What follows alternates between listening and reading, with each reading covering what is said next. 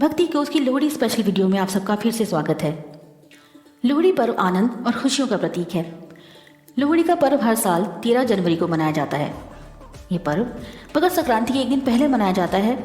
क्योंकि इस बार मकर संक्रांति का पर्व 15 जनवरी को है, इसीलिए कई जगहों पर लोहड़ी का पर्व 14 जनवरी को भी मनाया जा रहा है। ये पर्व दिल्ली, पंजाब और हरियाणा में बड़ी धूमधाम से मनाया जाता है। लोहड़ी पर्व नए अन्न के तैयार होने और फसल कटाई की खुशी में मनाया जाता है। इस दौरान आग का अलाव लगाया जाता है और इसमें गेहूं की बालियों को अर्पित किया जाता है। लोहड़ी मुख्यतः 3 शब्दों को जोड़कर बना है। ल यानी लकड़ी, ओह यानी सूखे उपले और डी मतलब रेवड़ी। इस अवसर पर पंजाबी समुदाय के लोग भांगड़ा करते हैं और खूब नाचते गाते हैं। लोहड़ी के दिन अग्नि के आसपास घेरा बनाकर दुल्ला भट्टी की कहानी सुनने की परंपरा है। आइए जानते हैं लोहड़ी पर क्यों सुनी जाती है ये कहानी और क्या है इसका महत्व। कौन थे दुल्ला भट्टी?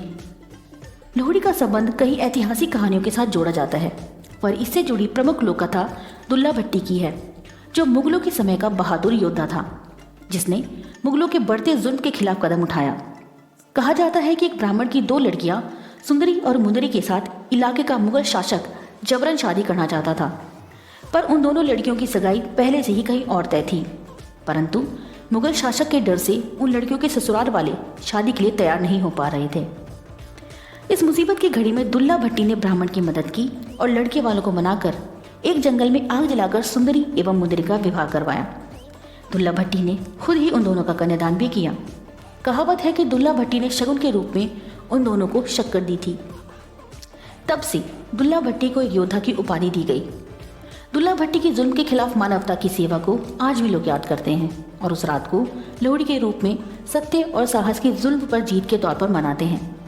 यही वजह है कि लोहड़ी में दुल्ला भट्टी की कहानी सुनना शुभ माना जाता है। लोहड़ी से जुड़ी धार्मिक मान्यता। इस त्योहार का संबंध फसल के साथ भी है। इस समय पर गेहूं और सरसों की फसलें अपने यौवन पर होती हैं। लोहड़ी पर्व को लेकर धार्मििक मान्यता यह है कि ये फसल की कटाई और नवीन अन्न तैयार होने की खुशी में भी मनाया जाता है। इस दिन शाम के समय में आग जलाते हैं और उसके चारों ओर एकत्रित हो जाते हैं। इसके बाद आग में रेवड़ी, मूंगफली, खील, चिक्की और गुड़ से निर्मित चीज़ें डालकर परिक्रमा करते हैं।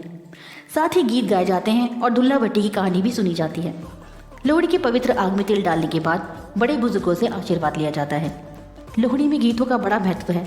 इससे लोगों में एक नई ऊर्जा और खुशी की लहर दौड़ जाती है। मूल रूप से इन सांस्कृतिक लोक गीतों में खुशहाल फसलों के बारे में वर्णन होता है। ऐसे और भी अपडेट्स के लिए देखते रहिए भक्ति कोश और चैनल को प्लीज़ लाइक, शेयर, सब्सक्राइब करना नहीं भूलिए। Thank you so much.